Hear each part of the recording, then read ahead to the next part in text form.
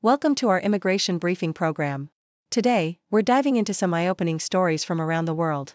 First up, Hyundai's new electric vehicle and battery plant in Georgia has seen tragic accidents, with 3 workers dying since 2022 and many more injured, mostly involving inexperienced immigrant workers. Despite Hyundai's safety audits, concerns about lax standards persist, especially with recent ICE raids detaining hundreds of South Korean workers. Next, a heartbreaking story from the US, Subramanyam Vedam, who spent over 42 years wrongly imprisoned for a murder he didn't commit, was about to be released when ICE detained him due to an old deportation order. His family is fighting to keep him in the US, emphasizing his rehabilitation and ties to America. This case highlights the complex and often harsh realities of immigration enforcement. Finally, US politics are heating up as Congressman Jim Jordan praises ICE agents, calling their work doing the Lord's work, amid ongoing debates over immigration policies.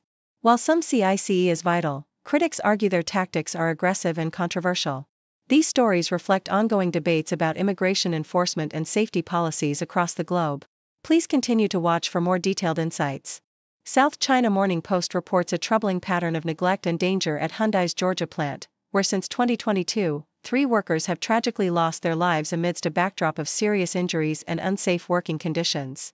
Despite Hyundai's claims of conducting audits and improving safety protocols, interviews with current and former employees reveal a workplace rife with inexperienced immigrant laborers, lax safety standards, and frequent accidents, including falls and forklift crushes. The plant, a joint venture with LG Energy Solution, has recently faced intense scrutiny following a historic ICE raid that detained hundreds of South Korean workers, exposing the harsh realities faced by those on the ground. Hyundai's CEO, Jose Munoz, publicly emphasized a commitment to safety, yet the ongoing construction of the electric vehicle and battery plant continues amidst concerns that regulatory oversight remains insufficient, and that worker safety is often sacrificed to meet production goals. The Toronto Star narrates the poignant story of Subramanyam Vedam, who was wrongfully imprisoned for over 4 decades for a murder he did not commit, only to be detained again by ICE moments after his exoneration. His case, rooted in concealed evidence and a circumstantial prosecution, was finally overturned in 2025, making him the longest-serving exoneree in Pennsylvania history. Yet, his journey to freedom was marred by the revival of a decades-old deportation order tied to a youthful drug conviction, which could now send him back to India, a country he barely remembers and where he has no roots. His family, who had prepared to welcome him home, now faces the devastating possibility of his deportation, highlighting the cruel intersection of wrongful incarceration, immigration law, and human compassion. Despite his remarkable resilience, earning degrees, leading literacy programs, and inspiring others, Subu's case underscores the ongoing injustices faced by those caught in a system that often prioritizes legal technicalities over human dignity. According to Yahoo US, Representative Jim Jordan from Ohio passionately defends the actions of U.S. Immigration and Customs Enforcement, ICE, asserting that they are doing the Lord's work amidst intense scrutiny over their aggressive enforcement policies under the Trump administration. Jordan lauds ICE agents for fulfilling what he believes is their duty, claiming they are executing the promises made by President Trump to crack down on illegal immigration, especially in sanctuary jurisdictions and ICE-free zones, where local authorities often release detainees without cooperation. Trump's administration has launched sweeping mass deportation efforts, including directives to prioritize deportations from Democratic-led cities like Los Angeles, Chicago, and New York, accusing these cities of harboring illegal aliens to manipulate elections and steal jobs from Americans. The administration's aggressive tactics, including targeted arrests of thousands daily, have sparked widespread concern from immigrant advocates, citizens, and celebrities, who criticize the policies as harsh and controversial. Despite the backlash, Jordan remains unwavering, praising ICE agents' dedication and framing their work as a moral and patriotic duty. The Sydney Morning Herald reports a grim decline for Susan Ley, the opposition leader, whose approval ratings plummeted by 14 points in just a month, reflecting internal turmoil and public discontent. Despite maintaining the two-party preferred vote at 45 to 55, the coalition's primary vote nudged slightly upward to 28%, but Ley's personal decline overshadows this. Recent chaos within the party, including the sacking of Jacinta Nampijinpa Price, leaks, infighting, and Andrew Hasty's resignation, underscores the destructive impact of disunity, reminiscent of Peter Dutton's even more dramatic fall from +5 to -24. Ley's efforts to position the opposition as a credible alternative are threatened by internal strife and the rise of One Nation's 12% primary vote, fueling debates within the party about shifting right or centering their approach. Public opinion on immigration reveals that 58% of voters, including a majority of labor supporters, favor reducing current levels, highlighting a broader dissatisfaction with immigration policies that both major parties have yet to address effectively.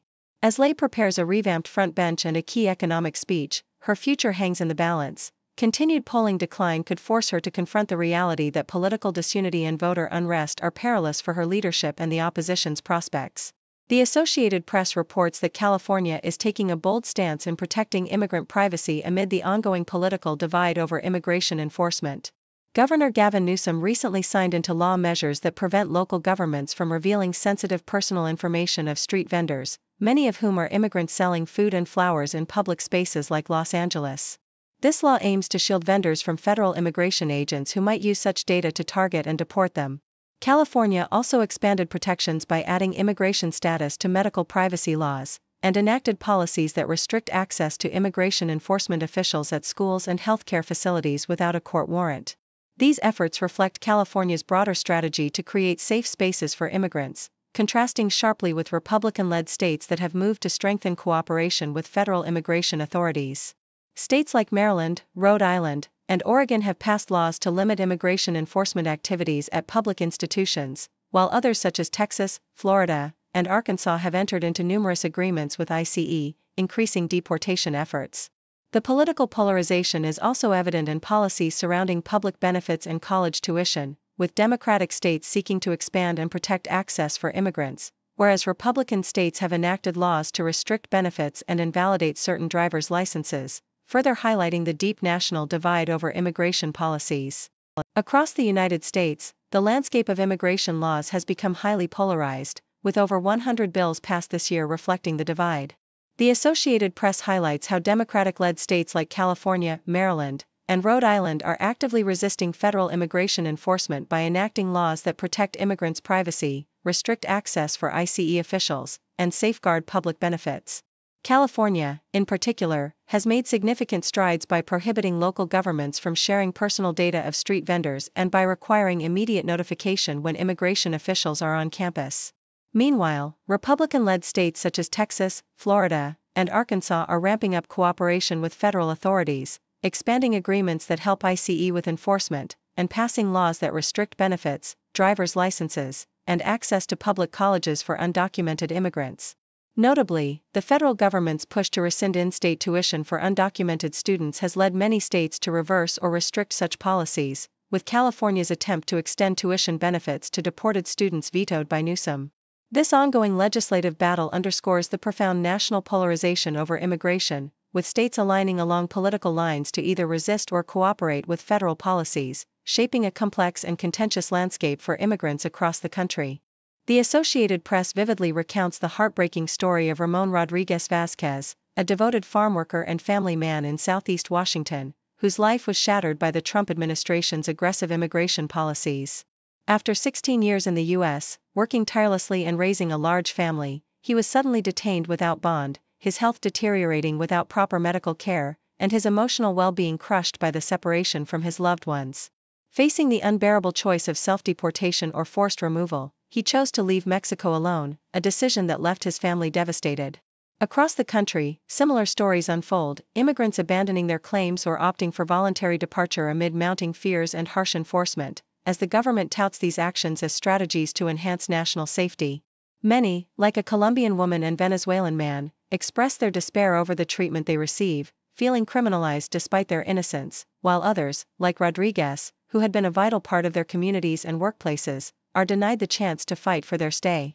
The narrative underscores the profound human toll of these policies, where families are torn apart, lives are disrupted, and the hope of legal recourse diminishes under the weight of an ever-accelerating deportation machine. The South China Morning Post vividly illustrates how Donald Trump's return to the U.S. presidency has ignited a comprehensive stress test on the American Republic, exposing vulnerabilities across constitutional, strategic, technological, fiscal, and civic domains. The constitutional fabric is strained as executive authority surges, oversight officials are ousted, independent agencies are replaced, and claims of presidential immunity are asserted, raising questions about the delicate balance of power among the presidency, Congress, and the courts, reminiscent of past expansions during the Civil War and the New Deal. Internally, protections like due process are under threat amid contentious immigration policies, education reforms, and politically charged prosecutions, challenging the resilience of constitutional safeguards like the Fifth and 14th Amendments.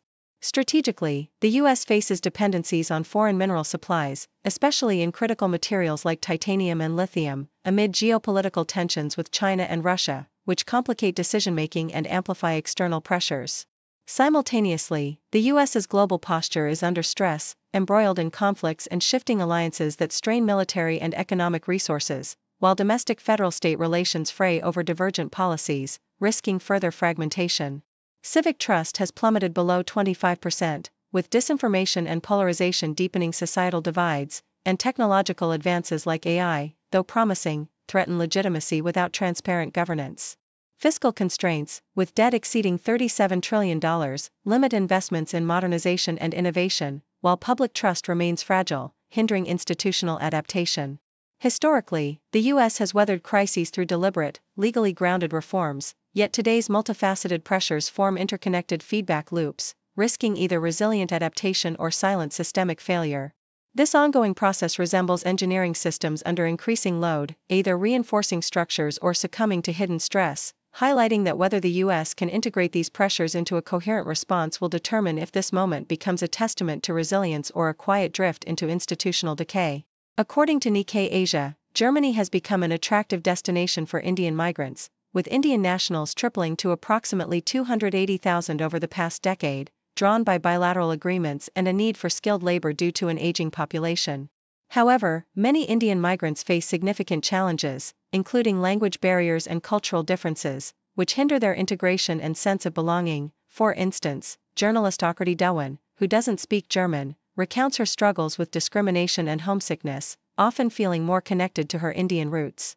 Across Europe, rising economic tensions and anti-immigrant sentiments, fueled by far-right parties like Germany's AfD, have led to increased hate crimes and negative public perceptions of migration. 70 to 75% of Germans see migration as problematic, despite forecasts from the German Economic Institute predicting a shortage of 768,000 skilled workers by 2028.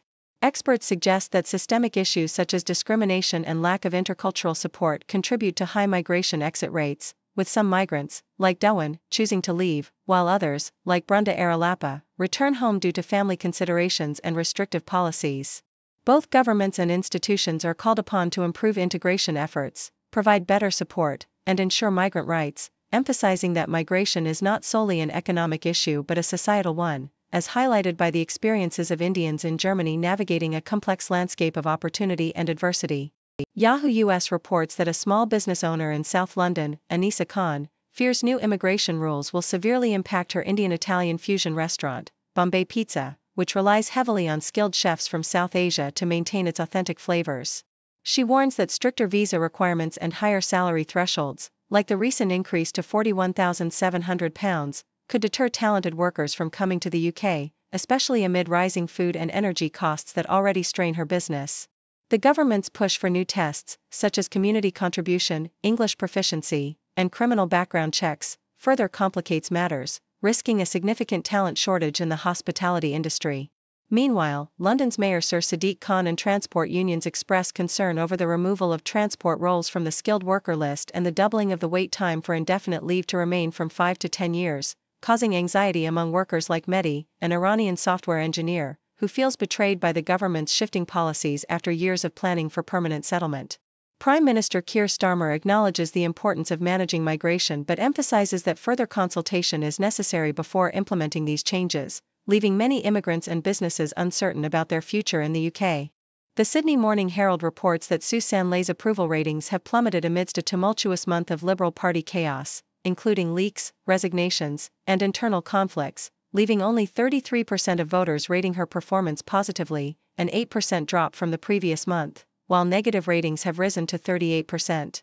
Prime Minister Anthony Albanese's ratings also declined slightly, yet Lay's falling support has widened the gap in her favourability as the preferred leader, with her opposition faction likely viewing her weakened standing as an opportunity for leadership challenges.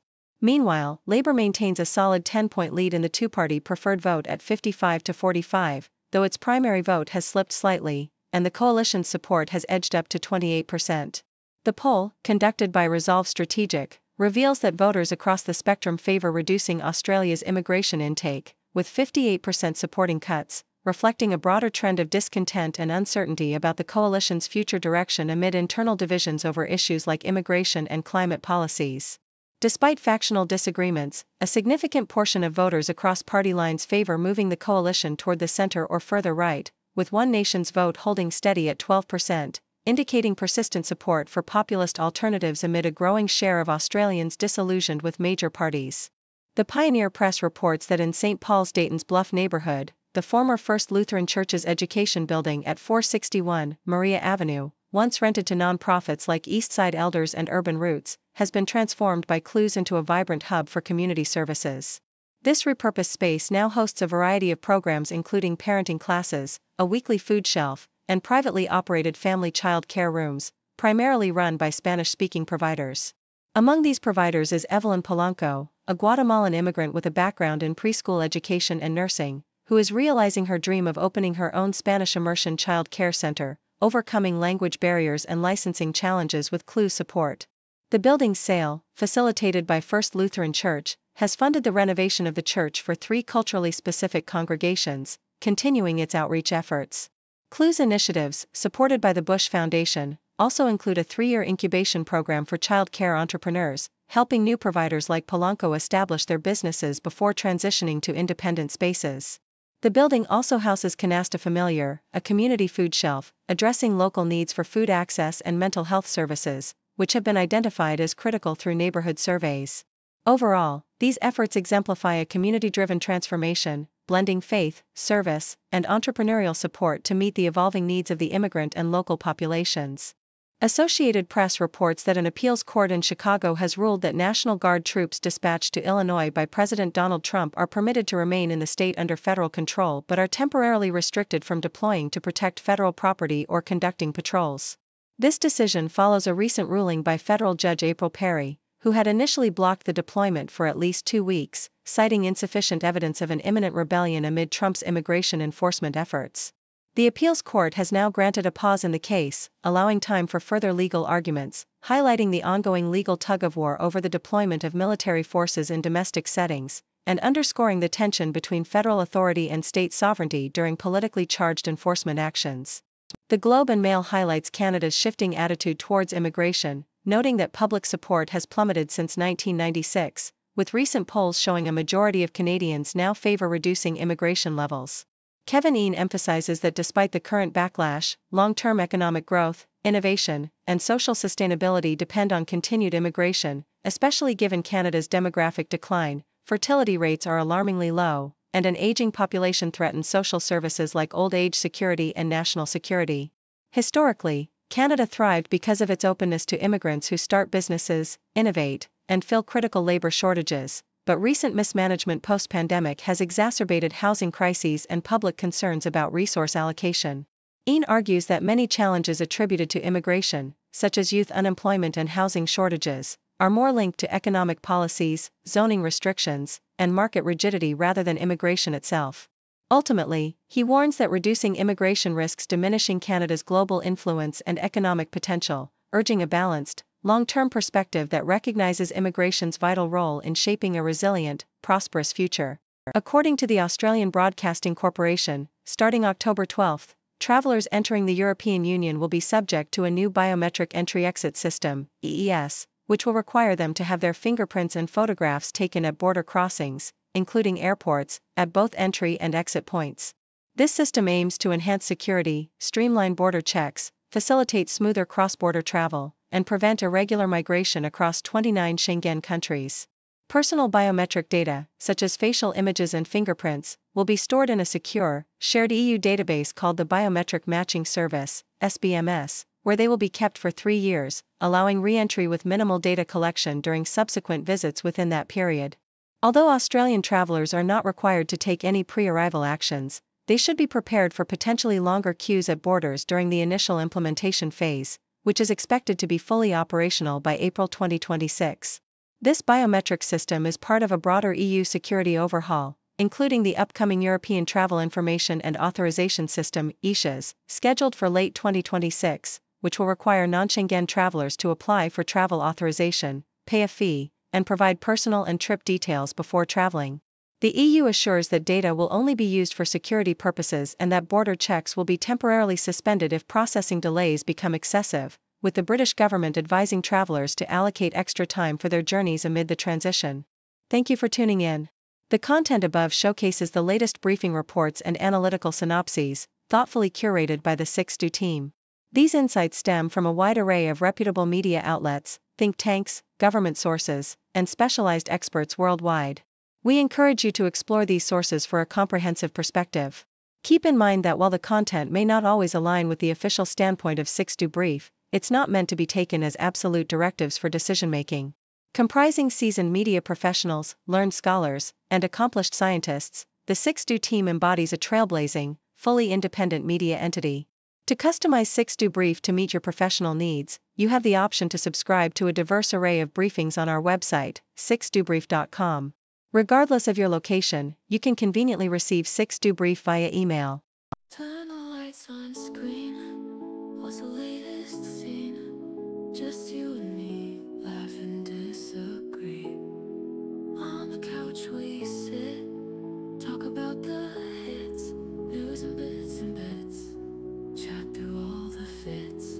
6-degree chess, gotta talk about that.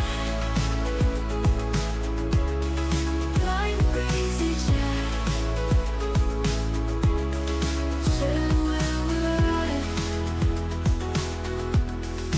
From the weather change to the world's big stage, everything's fair game under our spotlight's flame.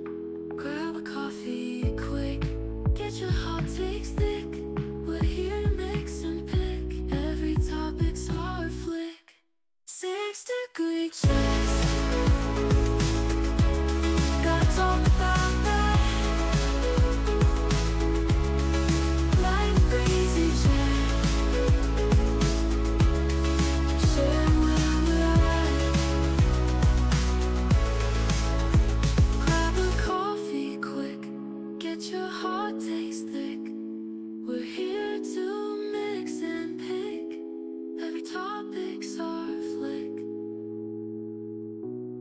6-degree chart.